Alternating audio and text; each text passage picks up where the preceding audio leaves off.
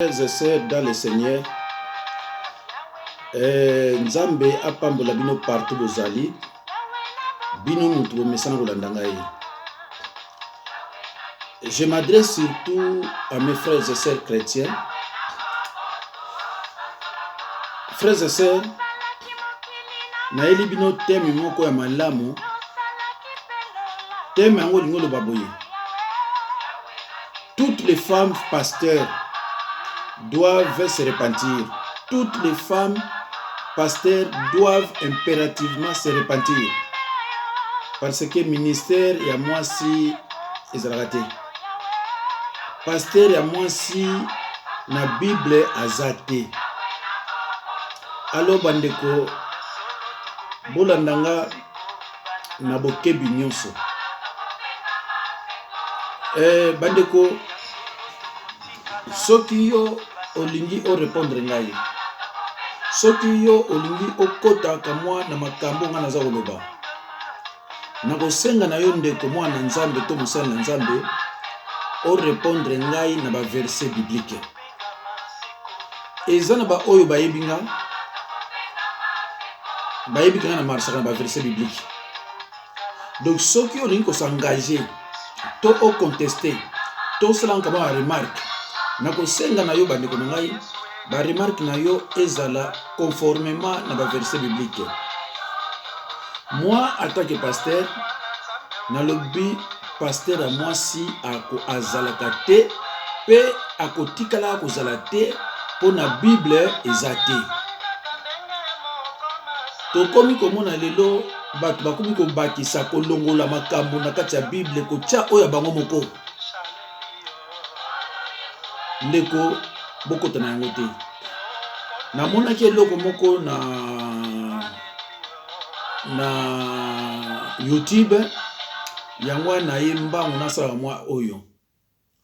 Nazo sala ngo ndeko toza 2h20. Alors bandeko bowa remarquer que ba verset belinga na kopesa awa eza ba verset ya Jésus Christ. Il y a surtout dans les 4 évangiles. Moko ko kota kuna ko za acte des apôtres. Bandeko na ngai.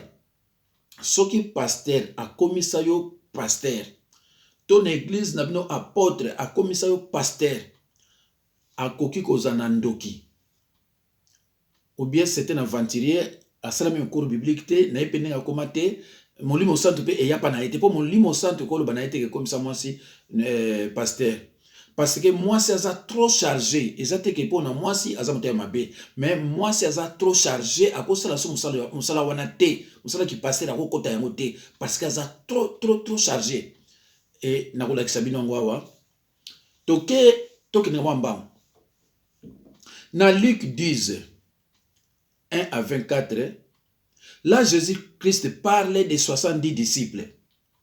Et dans 70 disciples à Jésus-Christ, moi si azala te. Voilà. Donc dans 70 disciples, aucune femme. Ça c'est Jésus. Hein? Luc 10, 1 à 24. Ndeko nanga ta mozola ndanga ini. Zwa papier na yo na stylo, o verifiaka. Oko sepela. Oyo bayebinga. Ba oyo babenga nga monsieur le verset basé belé. So nga na tie loko po mutu abima ko sala aventure na ye ezala mwa pasi. Po soka bimika ka ay ko contredire biloko yo na ko zongila ye po na intérêt ya peuple de Dieu. Na Luc 10 1 à 24, Jésus-Christ parle des 10 disciples, des 70 disciples aucune femme. Toye na Matthieu 10 1. Toyoka Jésus-Christ awa. Ayant appelé ses 12 disciples, il leur donna le pouvoir de chasser les esprits impurs et de guérir toute maladie et toute infirmité. Tango azopesa pouvoir oyo, moi c'est zate. Apesi pouvoir oyo, na mibali apesi yango na basité. Donc moi si azate na pouvoir mon côté, ya kosa la délivrance, azana moté. Ndeko bola na balembe. Verset biblique te bien baité. Yana lobi na biloke oyo akomona ke alingi a répondre nga, il faut à kota pendant la verset biblique, a pesa nga verset biblique, o ezolo banaye ke Jésus Christ est moko tango azalaki, azwaki mwasi albi yo teya, to yo sala délivrance. Bande kolanga, toke sikoyo na Matthieu 10, 2. Yoka na Matthieu 10, 2 balobinini. Voici les noms des 12 apôtres. Abandina 1, Simon appelé Pierre. 2, André. Ndekunangai, na pesi verset biblique. Ti akoma ki na 12. Kombo a moi si ata moko ezate. De toute façon, na 70, azui moi cité. Na 12 akozo moi cité. 70 disciples ata moi si mon côté. To koti siko bande kunangai na Actes des Apôtres 1, 23 à 26. Dans Actes des Apôtres 1, 23 à 26, Judas a sa koufa. Il a trahi, il s'est suicidé. Il faut passer la élection, il faut pas élire moko pour akota na kati ya 12 apôtres. Na ba candidat mi balé o bazalaki ata kombo a mwasi ezalaki. Ndeko azalaka candidat a pamba azala éliminé mais kombo na ikaka pembeni mwasi akwa kozala te. Ezalaki bongo Joseph na Matthias. Donc kombo kuta mwasi azala aleka même na élection ya pamba akobi ko leka na élection te. Bon soko akoko leka na élection te akobi masiko ndengeni. Donc Joseph et Matthias. Matthias élit apôtre qui remplace Judas. Actes des Apôtres 1, 23 à 24. Tiwana bandeko yo okoluka siko yo pasteur à moi si yo za pasteur à moi si o wuti wapi o bimeli wapi ba consacrer pasteur à moi si en vertu de quel verset ngana zo zula bino ba verset aux dans les 4 évangiles. Soko yebe 4 évangiles bazo parler na naissance à Jésus-Christ, kokola naye, banseignement naye, liwa naye, pe ndenge a ressuscitaki na ndenge kendaki. Yango na babengi yango les 4 évangiles. Parce que kuna kuta ba parabole à Jésus zelo bi kuna mingi yango to so luka pa Jésus Christ aloba ke moi si zala musala nzambe te pasteur to comme siko na Jean 20 21 na Jean 20 21 balobinini Jésus leur dit de nouveau que la paix soit avec vous. Comme le Père m'a envoyé, moi aussi je vous envoie. Comme le Père m'a envoyé, moi aussi je vous envoie. Azo tinda banani. Il envoie banani. Azo tinda bapotre. Mibali. Tango azolo ba bino boku no sala musala ngana salaki. Pongai batindanga na papa na ngai pe na tour nanga na tindi bino atindi mibali atindi mwasi te ndeko na ngai zwa bible zwa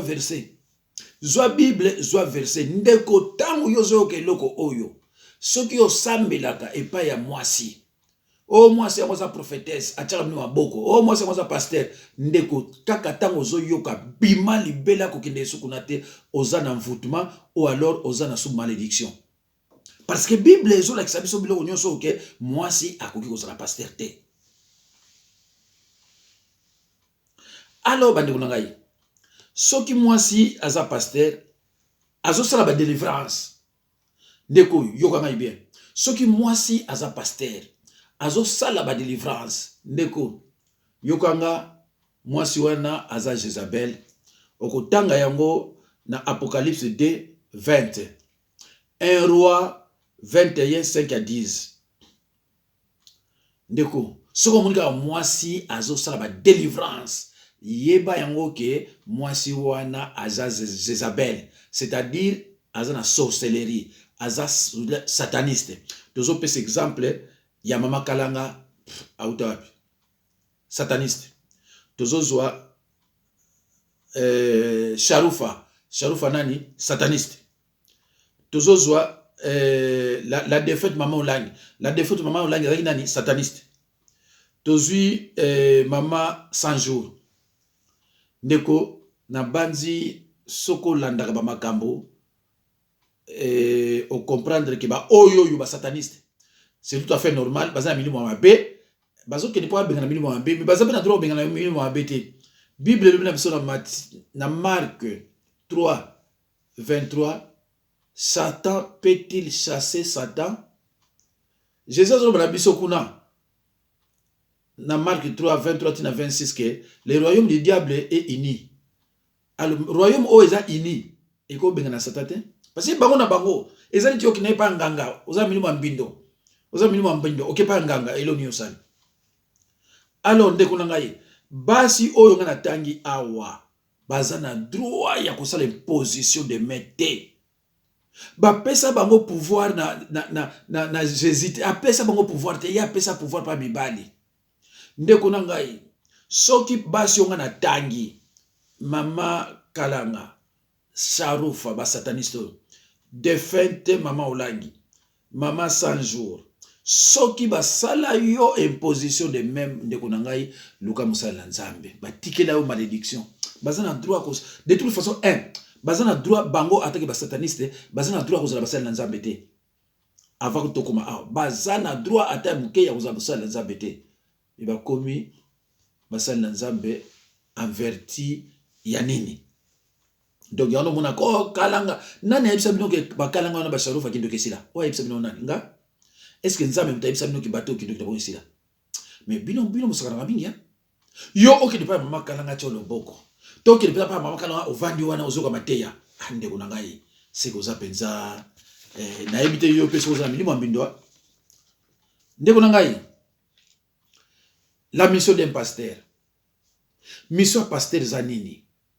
Mission pasteur Zali, annoncer la bonne nouvelle de l'évangile aux pauvres.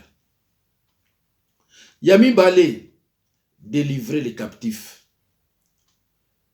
Et Yami Satou, guérir les malades. Ah ouais, Jésus qui a expliqué qu'il y a une différence entre délivrance et guérison. Alors, Mosali ya Nzambe akoki kozala mwasi te biloko ya délivrance soko aza na kindoki te soko aza sataniste te bako bomaye mais siko ba mama nga lakisi bino lokola baza bango na bango moya ko boma bango ya te basekaka bango na bango mais yo moto za na misala wana te parce que soko za pasteur yo kanga soko za pasteur il faut biloko misato yo sala yango. Il faut annoncer la bonne nouvelle aux pauvres, de délivrer les captifs et de guérir les malades. Au cause de la pasteur, pour na ote yaga parole, si on a église, na pasteur, à ça la délivrance, bima à ça pasteur, pasteur, il faut remplir le cognon soyo. Prêcher la parole de Dieu, délivrer les captifs et guérir les malades. Yem sa pasteur, na yo son a conseillé à répondre na. Pasteur oyo, à ça la délivrance, ba benye pasteur asa pasteur te mission ngoyo otaka na Bible mission ngoyo ba pesi bango pouvoir yako loko ba prêchaka yako délivrer ba captif ba to ba na prison satanique et puis de guérir les malades si comme ça na pasteur musu ba ko expliquer bino awate différence makamo Jésus ko ba délivrer les captifs guérir les malades ba pasteur bele ba ko expliquer ngote. Parce que ba yebité ba benga maté parce que ba passer té nazo so bongo belé ba samela na l'église ba yo pa na ngai e belé bazo outra l'église na bango bazo pa na ngai ba benga l'air so pe maté il faut expliquer moi na Nzambe délivrer les captifs zanini guérir les malades zanini mikolo na hotel ya bino échec à la délivrance na expliquer peuple de Dieu pourquoi bozo za na ba réussite pourquoi ba délivrance na nous a toujours échec na expliquer bino. Alors, boyo comme ça là moi si, boyo quand expliquer nous comme ça là moi si. Moi si ça comme ba âge moko boye, abani ko mona ba période ou ba benga ba règle moi si. Cela veut dire que bazo kebisa déjà que keba kalate dans 5 ans ou 10 ans musala na yo banda. Tangu abani ko bima ba biloko bango bima kawana na ba période na bango soki c'est bandi. Donc, parce qu'on prévenir que zala prête dans 5 ou 10 ans, musala na yo, izobanda. Et vous remarquer que dans 5 et 10 ans, ça n'est pas bandit. Alors, Moussala na ezalaka nini? Moussala na ezalaka, moi si nyonso souci na liboso mariage pour banda Moussala. Moi si tout mobali souci na liboso mariage te. Moi si souci na ye liboso ezalaka mariage nazo mobali Moussala na ngai banda. Yangono bana mona tanto zo kola, ba mama so ba age amoni mona age e bano pusana, abano sombila kai biloko, banzungu, basani, po yebike mwana sikoyo alingo kuno banda Moussala na ye ya kimwasi. Ndeko nangaso, yo moto okomisa mwasi pasteur, ndeko za moto ya mabe ya kosakana te olingo bomaye. Parce que la femme est trop chargée pour azala pasteur. Jésus ça dit sobate. La femme est trop chargée. À cause de Moussala oya ko bundana milimo mbindo te. Milimo oyo eza ko mona yo meyozo mona bango te bundana bango yo mwasi. Ah di bozo sakano be makamini bozo sala wana. Alors, moi si Moussala ne soke bandi ba baliye, Moussala ne zaka di bozo so akomika na ndako wana pa ba baliye, abani Moussala na cuisine.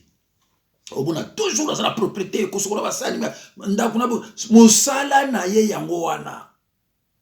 Soki asisi Moussala ya cuisine, akesi ko Moussala ne oyo ba sala ye na mbeto po abanda ba tour na maternité. Okomona tango ango tango ekoka ye wana akela maternité. Tango atike na maternité aisuna mutu suna ndako. Tango aina mutu na ndako Moussala isiko nini kolongola ba kaka. Kaka oui ye. Mwana soka bango pipi ye. Soin de la maison. Donc trop chargé. Buto mobimba mwasa kolela te. Mwana soka bushika kuna bubu ya yoki. Moi ça la ndimi bali bala kati. Moi si yoka pa mwana pa mwana Moussala ya mwasi yango wana. Moussala ya mwasi yango wana. Soka sisi kolonga mwana kaka oh pipi oh bakushi esili ye wana sumba na cuisine. Abani kolamba kokombola ndako. Kosoka Moussala ya mwasi yango wana. Tango ya la muka ki mobali atikala la lia même dimanche, est la samedi et la dimanche. Moi c'est la moi toujours avant pourquoi? Mais parce que akena Moussala na ye. Moi si alomba toujours avant pour nini? Parce que akena Moussala na mbaya la na ye. Mobali na mwana balali mais ya la muki akio banda Moussala na ye. Wana mwana moko. A continuer Moussala na ye au mona nzela maternité so azongi. Donc Moussala na ezali ndaku maternité cuisine, ndaku maternité cuisine. C'est ça le travail de la femme. Mais faut la ndokipo o kamata mwasi o komisa ye pasteur. Ake no bunda bitumba o eza eliwa. Et moi si soka sa bandi Moussala wana. Moi si ape maka susute ti akoma koko. Tango abuta bana, abuti bana basi, abandi so Moussala na ba koko ya bana na ye. Ah, mutu ndenge no ko komisa pasteur. Alors Moussala ki pasteur de Kebeba, de Moussala ki pasteur za ntina mokote. Soki moi ça c'est aboti. Tili wana ye akope mate. Omona kaka bana ne basa waniko bota abandi so sala Moussala oya banda atika banda abandeli so Moussala wana. C'est ça le travail de la femme. Bongo yo okono kamata mwasi okomisa ye pasteur. Mais non. Ce qui Jésus-Christ a komisa mwasi pasteur te. Parce que ayebi ke mwasi Moussala na ye eza nini. Kuboko kamata te ozala mutema beki ndoki Moussala oyo mwasi azala trop chargé yo okono kamata so Moussala ki pasteur pesa autant la Bible lerni. Parce que bosakana kozala pasteur en tout cas bosakana ka Moussala et l'équipe passe na monde entier du pasteur zate. Auzanata kotanga Bible pa mwana leli. Azatanga pia biloko kolia. Azata mais c'est quoi ça dinde kunangai? Moi ça que nous allons pasteur, vous rigolez hein, vous rigolez. Ya on a bina bino ke so moni moi ça pasteur au mona neti ba makalanga sharufa ba sataniste bandoki. Po yebi ke mili mona bunsa yete. Mais yo siko moi si ozana misala wana te. Mais mama, mais mili mona ko bondisa ko boma yo, ba pasteur bele ba ko ba koka ko boma yo. Ndeko nangai. Soko za pasteur à moi si. Tika. Soko za pasteur à moi si ozana ki ndokite tika. Parce que Moussala ngo sala eza yango te. O délivre la te, ozo guéri ba maladie te, Moussa na yowaka, otei, ozongi, ozana taille kotanga Bible te. Ozana taille ko méditer parole te. Ndeko nangai. Bon que est-ce qu'on a évangile de Jean 20, 18. Dans Jean 20, 18, Bible est la minoni. Marie de Magdala a annoncé aux disciples qu'elle avait vu le Seigneur et qu'il lui avait dit ces choses. Ndeko, wana Jean 20, 18. Marie de Magdala oyo bandeko nangai. Partout Jésus-Christ a bandeko enseigné Marie de Magdala azalaki wana. Pai ba apôtre bazali Marie de Magdala azawana. Bazolanda enseignement Marie de Magdala azawana. Ata mokolo moko te Jésus-Christ alobaki na ye accompagner oyo to accompagner oyo okende na ye poboteya. Vraiment tu vas comme ça pasteur ezaki Marie de Magdala. Parce que chaque jour ba apôtre bazo enseignement yazawana. Ba apôtre ba ke pai bona Jésus-Christ yazawana. Bazo lia place na Jésus-Christ Marie de Magdala zawana. Lokola ye muta délivra ka ye. Jésus de Magdala atika Jésus te timo ko Jésus a kufa. Na ko expliquer binango jour na ko pita échec à la délivrance. Na base ko comprendre ba ko bebele. Bande ko ngai. Alors, ce qui Marie de Magdala ba pesa qui même autorisation à prêcher parole te, même autorisation à prêcher parole dans sa qui na wote. Elle n'a jamais prêché. Et à plus forte raison sikoyo aya ko koma apôtre, aya ko koma pasteur. Ndeko, soko moni mwasi oh apôtre, oh prof, moi c'est à cause de la servante de Dieu, neti diaconesse. Et puis diaconesse vous savez des agani. Diaconesse vous savez ngo za l'église de kocha propriété ou ça bakiti bani tout ça, ça voilà. Ako koyemba na ye. Koyemba na kolela. Koyemba na kolela, ça fait partie de misala basi. Mais pasteur te au moins moi c'est musuku taza ba apôtre. Na ko lobela meso likamba ba apôtre. Na sisite ndeko. Na ko lobela meso su likamba ba apôtre pour ba ventile comme ebele. Ba ventile comme ebele. Yo vraiment zo kende peut-être pas moi si afuki msayo, moi si wana kutole msaza ba période na ye makila. Allez atiolo boko a maudire yo o a pesu envoûtement au commission na malédiction. Yo mobala ndeni wana. Yo mobala ndeni wana. Le la Bible. Si Jésus-Christ disait toujours, ceux qui sont mes frères, ce sont ceux qui écoutent la parole de Dieu et qui la mettent en pratique. Ayebaki. Tiens, le en pratique de la Bible. Pourquoi pas si belé va souffrir na monde parce que balingi parole te. Balingi ba yebisa que pasteur wana za pasteur makasi abondili obiki OK. Pour pasteur wana za mona musala na ye. Jésus-Christ a zolo balika mususu bango pe kuna bazo tchasu makamususu. Mes chers frères et sœurs, dans l'acte 17, 11, nous lisons que les chrétiens de Béret possédaient l'amour de la vérité. Et c'est là pour laquelle, c'est la raison pour laquelle ils ont été loués par Dieu, parce qu'ils examinaient chaque jour les Écritures pour voir si ce qu'on leur disait était exact. Dans l'acte des apôtres 17, 11, je reprends, nous lisons que les chrétiens de Béret possédaient l'amour de la vérité. Et c'est pour cette raison, c'est la raison pour laquelle ils ont été loués par Dieu, parce qu'ils examinaient chaque jour les Écritures pour voir si ce qu'on leur disait était exact. Ndeko nangai. Tant on a zoé sabino boye, il faut vérifier, il faut examiner les Écritures neti les gens de Béret. Parce que bango bana sakanate. Bango bana vérifier, ko examiner toujours les Écritures abi diya to vérifier. Est-ce que maman te ya solo? Yangona bazalaki aimer na Nzambe. Ndeko yoko liloba oko vérifier te. Ezana basela bana Nzambe boni bakende l'église. Ba bible na boko tanga Bible te. Loba ne Luka verset bo oyebi ke tango ya pananga mais na sekana c'est pas que c'est incroyable. Yangona na ministère nanga. nakoma kopesa nakomi na 3 groupes. Pananga soko ye okotanga Bible. Ozana foulard, zala na stylo, zana kaye, okotanga Bible pe okosambela. Voilà yangwana ba disciple nanga o balanda basema panangai mardi, jeudi, dimanche bayebi kosambela, bayebi kotanga Bible. Tant bayaka ebele ayebine kotanga Bible te, ayebine pe ko prier te, makoma ebele ayebi te, mais awa to kolakisa parce que ça les églises des ministères. Ministère sera toujours du côté église. Donc na ministère to zoko ba enseignement, to zoko ba prédication te. Prédication dans l'église. Na pesa ba enseignement. Donc bakoma mir ayebi ndenge nini abana obanga ndoki et que sikoyo akobanga sondoki te, ayebi ndenge nini akoko bunda, ayebi ndenge nini akoko sala et puis akomi libre.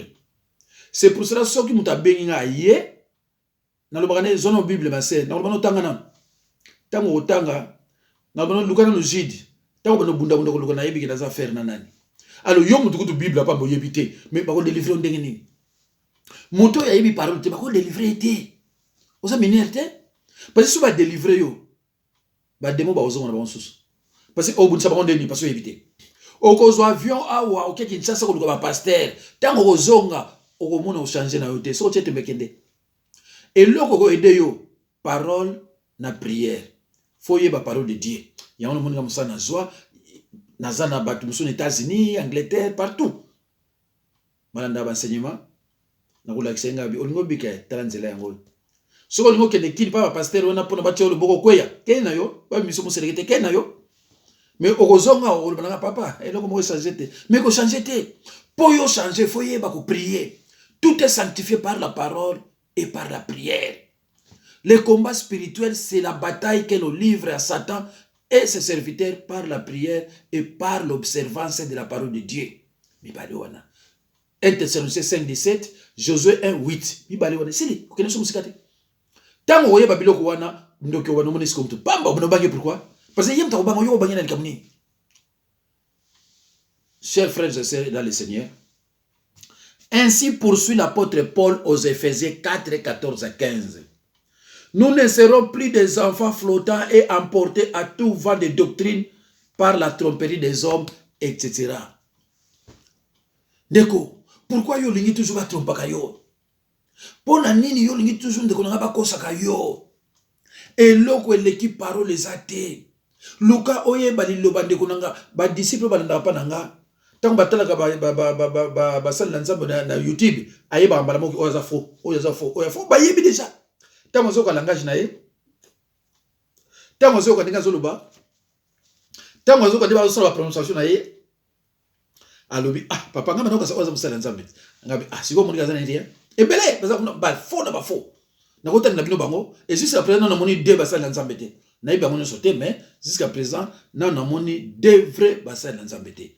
Alors, na banzi bo comprendre que moi si ce qui yo sambi la kapa ya moi si na ko balabino moi si ni na cause la prophétesse mais ko na web sabino est-ce que moi ça cause la servante ndeko nga boyo kanga bien. Il y a une différence entre serviteur de Dieu na pasteur et là on a bien comprendre en côté. Il y a aussi une différence entre le prédicateur, mais ça pasteur. Mais ça prédicateur. Prédicateur, c'est nani. Au moins, il frère va prêcher la parole. Il prêche la parole. Mais ça va prédicateur. Si quand il y a le bâti, tant qu'on a prêché parole, au bien pasteur. Ou bien pasteur, c'est un prédicateur. Alors, la différence entre pasteur et serviteur de Dieu. Bon, je par exemple, oh David, oh Moïse, oh, mais parce qu'il va pasteur. Bon, vous comprenez la tête. Ils n'étaient pas des pasteurs. Bazala qui va serviteur de Dieu. Serviteur de Dieu, il y a bango zandenge nini. Nzambe azuye pour utiliser. A utilisé après l'absence de temps à tikier. Mais quand on est pasteur, timgolo okufa. Pasteur azali mo kambi ya bapati. Ye wana pasteur. David a sabena l'église ni. Moïse a sabena l'église ni. Josué a sabena l'église ni. Mais ce sont des serviteurs de Dieu. C'est-à-dire que Nzambe azuye bango pour basala eloko moko oyo zango besoin babinga ba serviteur de Dieu mais lelo bokoma oh bana Israël oh donc namu di soko yima ka Nzambe te ko kota ka te pozo ka ba version pesa ka bato tano yo ka ba muso oh bana Israël kutu boyo mais bana Israël ba ngina mboka na bango te bana Israël bazi esclave ba ina mboka na bango te. Mais pour exemple exemple mo pesa na RDC oyebi bible te mozo kota makambo etali yote. Ndeko na ngai na banzi bo comprendre musala ya mwasi aza trop chargé pour oya ko pesa yesu musala oya milimo ya mbindo. Botanga na Ephésiens 6:12 so ba binini. Notre combat n'est pas contre la chair et le sang. C'est-à-dire que notre combat n'est pas contre les hommes et les femmes, mais notre combat est contre les esprits invisibles, les esprits que vous ne voyez pas. Mais bango bazo monayo. Et bongo bitumba yo no kotsa mosi na kati kuna. Ndeko na ngai botika rabaje. Botika rabaje ndeko. Allo bandeko na ngai nasuki wana Nzambe apambola bino ba obaza na besoin na ngai je suis au 06 51 03 92 89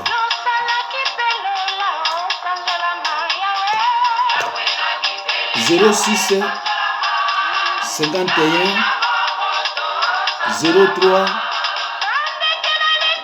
89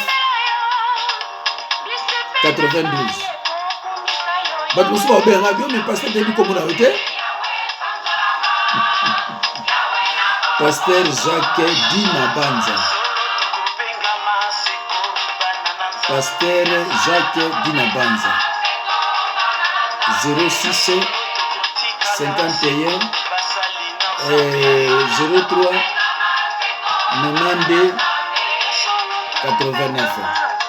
Bande konanga naza obligé natika bino Nzambe apambola bino boyoka bolanda mateya oyo onalobi ezala 2 fois ezala 3 fois ezala 10 fois jusqu'à ce que ekosazala ke o comprendre ti okozala pena ke o comprendre yango effectivement moi si akozala musana Nzambe te yo mobali na cravate na linete ofukami moi c'est zo chaka yo le boko moi c'est peut-être azana ba période mabe ndeko na ngai namonaki ba mususu mari musama acha mo le boko o mususu oyo abotaka te osubi nani oyo subi nani na boseli komo na ye yepe akoma kuchaba tuna le boko so occupé la France asuna logement subi wapi obuta moi si moko azaka subi musicien na ba démon plein yepe azotia ba tuna le boko bandeko na ngai eza mawa yo mobali soko zo mene ba vie ya marque wana ndeko c'est que ça ma pona yo pe suka na yo ekozala suka moko mabe. Merci beaucoup bandeko nanga Nzambe apambola bino. À la prochaine.